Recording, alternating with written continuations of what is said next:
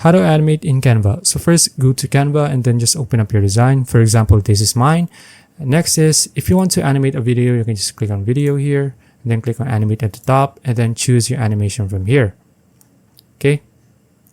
Now let's say I'm going to use a scrapbook. As you can see, the animation here, it already shows you how it would move. Then next is, if you want to animate the text, you can just click on text and then click on animate. And then here you can choose any of the animation here as well. So let's say I'm going to animate the text with bounce, click on bounce, and there you go. Now if you want to see it, what it would look like, you can just play it. There you go. Now if you want to animate a photo, let's just go here to elements and then search for a photo here, like a car.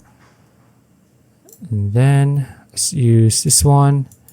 And if I want to animate this, click on animate here again.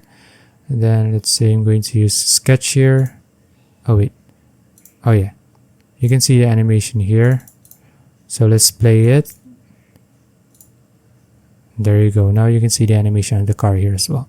Okay, so that's it. If you found this video useful, please like and subscribe for videos like this. See you in the next one.